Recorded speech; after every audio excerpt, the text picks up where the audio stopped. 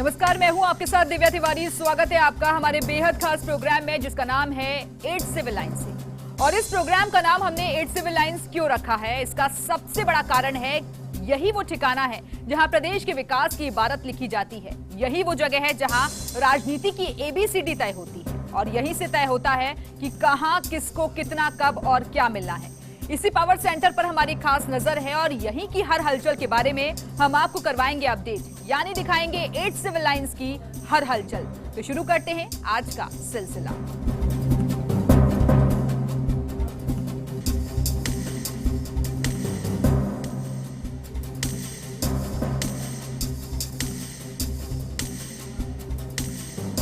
गहलोत सरकार ने 2 महीने में कई महत्वपूर्ण फैसले लिए। गहलोत ने किसानों, जवानों, बेरोजगारों और बुजुर्गों को लेकर कई महत्वपूर्ण फैसले लिए।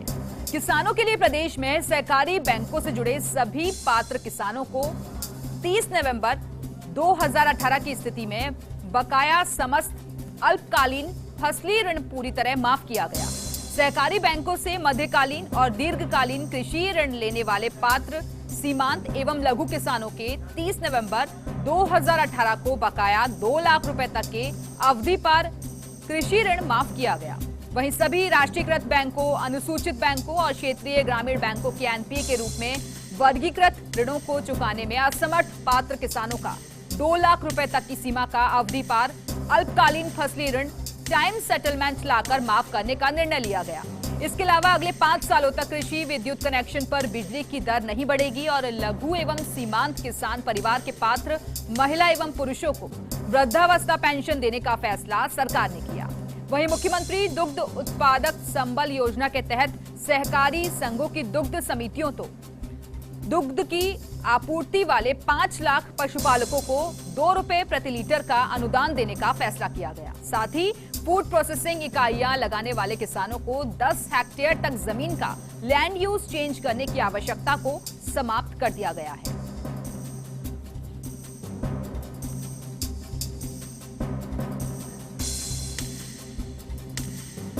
तो 2 महीने के भीतर वो कौन कौन से महत्वपूर्ण फैसले हैं जो कि गहलोत सरकार ने लिए हैं, वो ग्राफिक्स के जरिए आपको बता रहे हैं। कृषक कल्याण योजना, इसकी शुरुआत की गई। मुख्यमंत्री दुग्ध उत्पादक संबल योजना, सहकारी संघों की दुग्ध समितियों में दुग्ध की आपूर्ति करने वाले 5 लाख रुपए तक के जो ऋण थे उसके लिए 2 लाख रुपए तक का ऋण माफ किया गया और किसानों के बकाया 2 लाख रुपए तक के अवधि पार कृषि ऋण माफ कर दिए गए। फसली ऋण टाइम सेटलमेंट लाकर माफ करने का निर्णय लिया गया और अगले 5 सालों तक कृषि बिजली कनेक्शन पर बिजली की दर नहीं बढ़ाई जाएगी। सभी लघु एवं सीमांत किसानों को वृद्धावस्था पेंशन भी दिए जाने का ऐलान किया गया। मुख्यमंत्री दुग्ध उत्पादक संबल योजना, तो ऐसी कई जन कल्याणकारी योजनाओं की शुरुआत की है गहलोत सरकार ने और जिसका सीधा सीधा असर आम लोगों पर पड़ रहा है और उनको इस योजना का लाभ भी मिल रहा है। तो दरअसल चुनाव के वक्त जो जन घोषणा पत्र तैयार किया गया था और उसमें जो वादे किए गए थे उन्हीं वादों को पूरा किया है गहलोत सरकार ने और महज 2 महीने के भीतर महत्वपूर्ण फैसले लिए गए हैं। फिर चाहे वो बेरोजगार से जुड़े हुए फैसले हों या फिर किसानों से जुड़े हुए निर्णय हों, हर वर्ग का, हर क्षेत्र का ध्यान रखते हुए गहलोत सरकार ने कई अहम कल्याणकारी योजनाएं चलाई हैं और जिसमें खासतौर पर निःशुल्क दवा योजना, जिसकी वाहवाही न सिर्फ देश में हुई बल्कि विदेशों तक ने उस योजना को सराहा था जब इससे पहले गहलोत सरकार आई थी। लेकिन एक बार फिर से जब कांग्रेस की सरकार आई है और गहलोत बतौर मुख्यमंत्री यहां काबिज हुए हैं तो एक बार फिर से इस योजना का लाभ जन जन तक पहुंचाने की कोशिश है। तो प्रदेश सरकार ने कई महत्वपूर्ण निर्णय लिए हैं और 2 महीने में कई ऐसे अहम फैसले लिए गए जिसका सीधा सीधा असर आम लोगों पर पड़ता हुआ दिखाई दे रहा है, क्योंकि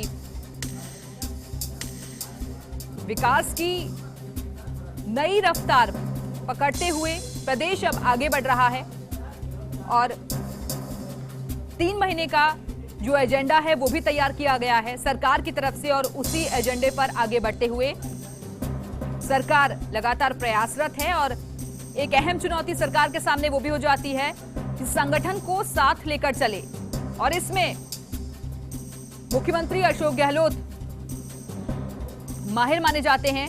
वो जनता के सेवक खुद को बताते हैं और यही वजह है कि जनता के सेवक बनकर जनता के बीच जाकर उनकी समस्याओं को सुनना और फिर उन्हें दूर करना, शायद इसीलिए वो गांधी माने जाते हैं राजस्थान के।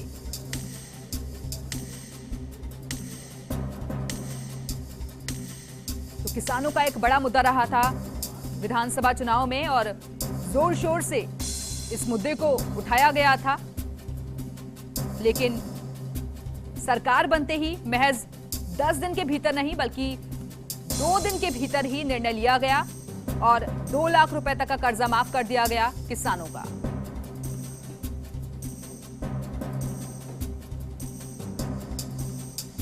लेकिन किसानों को फायदा महज कुछ वक्त के लिए नहीं बल्कि लॉन्ग टर्म तक उनको इसका फायदा हो, इसके लिए अर्थव्यवस्था में सुधार कैसे लाया जाए, किसानों की स्थिति में कैसा सुधार हो, इसको लेकर भी सरकार लगातार प्रयासरत है।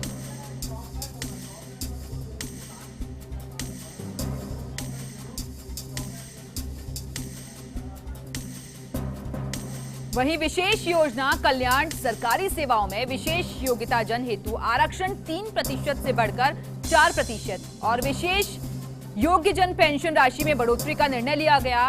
वृद्धजन सम्मान वृद्धावस्था पेंशन में इजाफा किया गया है और अब 75 वर्ष से कम आयु के पेंशनर्स को 500 रुपए से बढ़ाकर 750 रुपए कर दिए गए। 75 वर्ष एवं इससे अधिक आयु के पेंशनर्स को 750 से बढ़ाकर 1000 रुपए प्रति माह पेंशन अब मिलेगी और पेंशनर्स की मेडिकल डायरी की सीमा को 10,000 से बढ़ाकर 20,000 रुपए किया गया है। स्वतंत्रता सेनानियों की पेंशन 20,000 रुपए से बढ़ाकर 25,000 रुपए प्रति माह कर दी गई है। स्वतंत्रता सेनानियों की चिकित्सा सहायता 4,000 से बढ़ाकर 5,000 रुपए प्रति माह की गई है और युवा कल्याण मुख्यमंत्री युवा संबल योजना में पात्र महिला और विशेष योग्यजन बेरोजगारों को 3,500 रुपए एवं पात्र पुरुष बेरोजगारों को 3,000 रुपए प्रति माह बढ़ी हुई दरें फरवरी 2019 से लागू होंगी और 1 मार्च 2019 से भुगतान किया जाएगा। सैनिक कल्याण विनीतीय विश्व युद्ध के पूर्व सैनिकों और उनकी विधवाओं की पेंशन 4,000 से बढ़ाकर 10,000 रुपए की गई है और शहीद आश्रितों की सहायता राशि 50 लाख रुपए तक की गई है। मुख्यमंत्री सहायता कोष से दुर्घटना में घायलों की सहायता राशि 10,000 से बढ़ाकर 20,000 रुपए की गई है। वहीं मृत्यु पर आश्रितों की सहायता राशि 1 लाख से बढ़ाकर 1.5 लाख तक कर दी गई है और निजी अस्पतालों में 60,000 से बढ़ाकर 90,000 की गई है। मुख्यमंत्री सहायता कोष से दुर्घटना में घायलों को जो राहत मिलती थी उसमें भी इजाफा किया गया है। स्थानीय निकायों के अध्यक्ष सभापति महापौर के पदों के लिए प्रत्यक्ष चुनाव की व्यवस्था लागू की गई और पंचायती राज एवं स्थानीय निकाय चुनावों में शैक्षणिक योग्यता का प्रावधान खत्म किया गया। अंत्योदय बीपीएल और स्टेट बीपीएल को पहुंचाया लाभ। खाद्य सुरक्षा से जुड़े हुए जो निर्णय लिए गए हैं वो आपको बता रहे हैं। 1,74,00,000 लाभार्थियों को इससे फायदा होगा। लाभार्थियों को 2 रुपए किलो की जगह अब 1 रुपए किलो गेहूं मिलेगा। 1 मार्च 2019 से ये लागू हो जाएगी। कैंसर, हृदय रोग, श्वास एवं गुर्दा रोग के इलाज के लिए नई दवाइयां अब उपलब्ध कराई जाएंगी और मुख्यमंत्री निःशुल्क दवाई योजना में नई दवाएं उपलब्ध करवाने का भी निर्णय लिया गया है। 600 नए दवा वितरण केंद्र खोले जाने का भी अहम फैसला लिया गया। संस्कृति संरक्षण के लिए कौन कौन से महत्वपूर्ण फैसले लिए गए वो भी आपको ग्राफिक्स के जरिए बता रहे हैं। बेड़ेश्वर धाम विकास बोर्ड के गठन का निर्णय लिया गया है। वागड़ क्षेत्र के सुप्रसिद्ध बेड़ेश्वर धाम के समग्र विकास के लिए प्रतिबद्धता और इसी को देखते हुए विकास बोर्ड के गठन का ऐलान किया गया। महिला सशक्तिकरण को बढ़ावा देने के लिए कौन कौन से कदम उठाए गए वो आपको ग्राफिक्स के जरिए बता रहे हैं। छात्राओं को मुफ्त शिक्षा दी जाएगी। सरकारी कॉलेज विश्वविद्यालय स्तर की शिक्षा मुफ्त देने का निर्णय लिया गया। विधानसभा में महिला आरक्षण बिल पारित कराए जाने के लिए भी संकल्प पारित। और इस वक्त हमारे सहयोगी भारत दीक्षित हमारे साथ जुड़े हुए हैं। भारत, महज 2 महीने के भीतर वो ऐसे कई महत्वपूर्ण निर्णय हैं जो कि गहलोत सरकार ने लिए हैं और हर वर्ग का ध्यान रखते हुए, फिर चाहे वो महिलाएं हो, चाहे किसान हो, चाहे युवा वर्ग हो। देखिए, बिल्कुल दिव्या, मैं आपको बता दूं कि सरकार ने न केवल 2 महीनों में बड़े बड़े निर्णय किए बल्कि सभी तबकों को समान यहाँ पर रखा गया। सभी 36 कौमों को साथ लेकर चलने की जो बात सीएम अशोक गहलोत करते आए थे, वो यहाँ पर 2 महीनों में दिखा गया है। अभी कुछ दिनों पहले जब विधानसभा में लेखानुदान जब पेश किया गया था, तो कई बड़ी घोषणाएं यहाँ पर की। अगर बात की जाए उनमें युवाओं से लेकर वृद्ध, चाहे वो अन्य चीजों हो, पेंशन की बात हो, रोजगार की बात हो, तो तमाम जो वो घोषणा है वो यहाँ पर सीएम अशोक गहलोत ने की है। मैं आपको बता दूं कि कल भी एक बड़ी घोषणा है, जो प्रस्ताव है वो सीएम अशोक गहलोत ने उसको यहाँ पर मंजूरी दी थी, क्योंकि अब दुर्घटनाग्रस्त जो किसी भी हादसे में अगर कोई घायल होते हैं तो उनको 10,000 की जगह 20,000 की राशि है वो यहाँ पर सरकार मुख्यमंत्री अशोक गहलोत सहायता कोष की ओर से यहाँ पर दी जाएगी। पहले ही जो ये राशि थी वो 10,000 रुपए दी जाती थी, तो कहीं ना कहीं 10,000 ये राशि है वो यहाँ पर बढ़ाई गई है। इसी के साथ दुर्घटनाओं में मृत्यु होने पर जो परिजनों को जो राशि दी जाती थी, पहले 50,000 रुपए राशि दी जाती थी, अब वो ये राशि है वो यहाँ पर 1 लाख कर दी गई है। इसी तरह से दुर्घटना में मेडिकल के उपचार के दौरान जो राशि दी जाती थी, चाहे वो निजी की बात करें तो 60,000 से लेकर 90,000 की बात की जा रही थी। और अभी जैसे कि आपने बताया कि बानेश्वर धाम की जो थी, आदिवासी अंचल का एक बहुत बड़ा केंद्र माना जाता है बानेश्वर धाम, जिसको लेके अभी फिलहाल सीएम अशोक गहलोत ने कुछ दिनों पहले जब लेखानुदान विधानसभा में पेश किया गया था, इसकी लेकर भी एक बड़ी घोषणा है वो यहाँ पर की थी कि बानेश्वर धाम विकास बोर्ड का यहाँ पर गठन किया जाएगा, क्योंकि आदिवासी अंचल की एक बहुत महत्वता इस बानेश्वर धाम मेले को लेकर रहती है। अगर ऐसे में बानेश्वर धाम विकास बोर्ड का गठन होता है तो कहीं ना कहीं इस मेले को और भी अधिक ख्याति यहाँ पर मिलेगी, क्योंकि दूर दराज से लोग हैं वो बानेश्वर धाम मेले में आते हैं, पर्यटन की दृष्टि से भी काफी महत्वपूर्ण ये है वो रखता है। तो कहीं ना कहीं आदिवासी अंचल के लिए एक बड़ी सौगात अशोक गहलोत ने यहाँ पर दी है। अब वृद्धावस्था पेंशन की अगर बात की जाए तो वृद्धावस्था पेंशन है वो अशोक गहलोत ने यहाँ पर बढ़ाई है। वही मेडिकल डायरी सीमा की अगर बात की जाए तो वो भी यहाँ पर बढ़ाई है। इससे पहले जब कुछ दिनों पहले सुब्बा राव की जब जयंती थी, उनका 51वां जब जन्मदिन था, तो उस वक्त स्वतंत्रता सेनानियों की जो पेंशन थी उनमें उन्होंने इजाफा किया, तो ये भी एक अपने आप में बड़ी बात है। भाई मैं आपको बता दूं कि जिस प्रकार से हाल में ही पुलवामा में जो आतंकी हमला हुआ था, तो उसमें भी जो शहीद हुए हैं उनके परिजनों को भी जो राशि मिलने वाली थी, उस राशि में भी यहाँ पर बढ़ोतरी की है। अब पहले जो राशि थी वो 25 लाख दी जाती थी, लेकिन सीएम अशोक ने इस प्रस्ताव को भी मंजूरी देकर इसको 50 लाख यहाँ पर किया है। तो कहीं ना कहीं जो 2 महीनों में जो गहलोत सरकार ने किया है, लेकिन कांग्रेस सरकार की तरफ से जो 100 दिन का एजेंडा तैयार किया गया है, उस एजेंडे को इंप्लीमेंट करने के लिए, उसे धरातल पर लाने के लिए अधिकारियों की भी जरूरत पड़ेगी, संगठन को भी साथ लेकर चलना पड़ेगा, पार्टी की भी साथ की जरूरत है, कार्यकर्ताओं की भी साथ है, और इन सब में माहिर माने जाते हैं अशोक गहलोत। जी बिल्कुल, आपको बता दूं कि जिस प्रकार से सरकार जब कांग्रेस की नहीं बनी थी, तो कांग्रेस ने अपना एक मैनिफेस्टो यहाँ पर जारी किया था, जिसमें तमाम उन मुद्दों की, उन बातों का जिक्र यहाँ पर किया था कि अगर सरकार बनती है तो मैनिफेस्टो में जो बातें कांग्रेस के द्वारा कही गई उनको यहाँ पर लागू किया जाएगा। तो आपको बता दूं कि सीएम अशोक गहलोत ने जब सरकार बनी उसके बाद ही जो मैनिफेस्टो था कांग्रेस को सबसे पहले उसको सरकारी घोषणा पत्र बनाया। ये एक बहुत अहम बात है, क्योंकि सरकारी जब घोषणा पत्र बन जाता है तो अपने आप उस योजना को लागू करना बेहद जरूरी यहाँ पर हो जाता है। और जैसे कि आपको बताऊं, सरकार बनने के बाद सभी मंत्रियों को यहाँ पर 100 दिन की जो कार्य योजना का टारगेट दिया है, वो सभी जो मंत्री हैं इस कार्य में जुट गए हैं। अपने अपने विभागों की कार्य योजना वो यहाँ पर तैयार की जा रही है, उनको इम्प्लीमेंट किया जा रहा है। लगातार अधिकारियों को दिशा निर्देश है यहाँ पर दिए जा रहे हैं, और तमाम जो प्रभारी मंत्री हैं जो जिलों में लगातार दौरा कर रहे हैं, वहाँ की जो समस्याएं हैं, जो जिस प्रकार की जो मांग है, उनको यहाँ पर पूरा किया जा रहा है। जैसे कि मैं आपको बता रहा था कि बेरोजगारी अपने आप में एक बहुत बड़ा ज्वलंत मुद्दा है। आपको बता दूं, विधानसभा चुनाव से पहले 3-4 लोगों ने अजवर में ट्रेन के आगे कूद कर सुसाइड यहाँ पर किया था, तो एक बहुत बड़ा मुद्दा ये उभर के आया था, जिसको गहलोत सरकार ने अपने मैनिफेस्टो में बनाया था कि अगर हमारी सरकार बनती है तो बेरोजगारों को, जो पुरुष बेरोजगार उनको 3,000 रुपए का मासिक भत्ता यहाँ पर दिया जाएगा, वही महिलाओं को 35 रुपए का भत्ता दिया जाएगा। तो उसकी घोषणा भी यहाँ पर की है। तो अपने आप में बेरोजगारी में जो आदमी जो होते हैं, जो युवक होते हैं, जो अपने आप में हतोत्साहित हो जाते हैं, उनको एक यहाँ पर संबल मिलने वाला है। भैया आपको बता दूं कि जिस प्रकार से गेहूं की अगर बात की जाए, जो पहले 2 रुपए किलो गेहूं मिलता है उसको 1 रुपए किलो गेहूं यहाँ पर किया गया है। कैंसर की दवा, देखिए आपको बता दूं कि कैंसर एक बहुत बड़ी लाइलाज बीमारी है, जिसके लिए दवा काफी महंगी होती है, तो उसको यहाँ पर शामिल किया गया है। तो कैंसर की दवाइयां भी यहाँ पर मिलेंगी। इसके लिए 600 निःशुल्क दवा वितरण केंद्र वो यहाँ पर खोले गए हैं। भारत, और सबसे अच्छी बात तो ये है कि मंत्रियों को अलग अलग विभागों की जिम्मेदारी तो दी गई है, लेकिन कई ऐसे विभाग हैं जिसकी मॉनिटरिंग खुद मुख्यमंत्री करते हैं। देखिए बिल्कुल, आपको बता दूं जिस प्रकार 100 दिन की कार्य योजना जो अशोक गहलोत के अध्यक्षता में जो तैयारी होती है, उस पर लगातार अशोक गहलोत है वो यहाँ पर फीडबैक लेते हुए नजर आए। बात चाहे किसी भी विभाग की हो, तो अशोक गहलोत हर एक विभाग की यहाँ पर मॉनिटरिंग है वो यहाँ पर करवा रहे हैं। किस प्रकार से उनकी जो कार्य योजना है उसमें किस प्रकार का इम्प्लीमेंट यहाँ पर हो सकता है। बराबर से जब कभी भी अशोक गहलोत फ्री होते हैं तो कई मंत्रियों को अपने आवास पर भी बुला लेते हैं, या फिर सीएमओ भी बुला लेते हैं। तो लगभग लगातार अधिकारी और मंत्रियों से ये चर्चा करते हैं किस प्रकार प्रदेश को समृद्ध खुशहाल बनाने के लिए जो योजना कार्य योजना कांग्रेस ने तैयार की, उसको किस प्रकार से इम्प्लीमेंट यहाँ पर किया जाए, बेहतर किस तरह से किया जाए, इसके लिए कई सुझाव भी आते हैं। तो उस पर भी अशोक गहलोत पे अमल करते हुए उस कार्य योजना की लिए लगातार जो तत्पर है और उसके लिए प्रभारी जो मंत्री है उनको भी लगातार दिशा निर्देश है वो अशोक गहलोत के द्वारा दिए जा रहे हैं। जी, तो किसी भी काम को सफल बनाने के लिए इच्छा शक्ति की जरूरत होती है और वही इच्छा शक्ति इस सरकार में भी दिखाई देती है। खासतौर पर जब मुखिया बहुत ज्यादा इसको लेकर प्रयासरत हो तो वो काम जरूर सफल हो जाता है। फिलहाल बहुत बहुत शुक्रिया आपका भारत, हमारे साथ जुड़ने के लिए, जानकारी देने के लिए।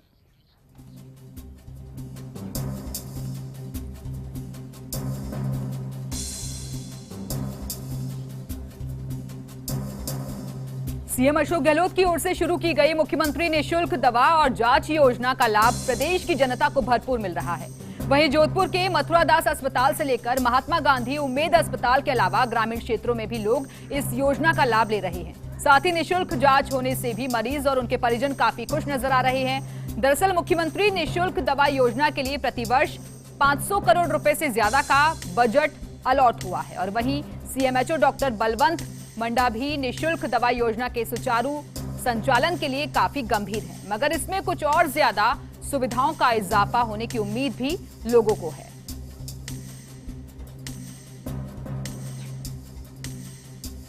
जोधपुर का जो ड्रग वेयर हाउस है DDW जोधपुर जोन का और इंक्लूडिंग जोधपुर सीएमएचओ का जो भी ड्रग वेयर हाउस है, ये हमारा ऑल ओवर स्टेट अभी भी first and second position handle कर रहा है। और हमारे पास जो एसेंशियल ड्रग काउंट लिस्ट वगैरह जो भी है उसके अंदर हम पूरे स्टेट के अंदर फर्स्ट और सेकंड पोजीशन दोनों हम ही हैंडल कर रहे हैं और लगातार कम से कम 2 महीनों से। अभी तक इस तरह की कोई भी जो हमारे DDW इंचार्ज हैं डॉक्टर राकेश पासी, उनके द्वारा मुझे इस तरह की किसी भी चीज़ से अवगत नहीं कराया गया है और हम इसको लेके लगातार मॉनिटरिंग कर रहे हैं कि चाहे वो स्वाइन फ्लू के लिए हो, चाहे और किसी अन्य आवश्यक दवाइयाँ हो, इसमें हम किसी भी तरह की कमी महसूस नहीं होने देंगे जनता को।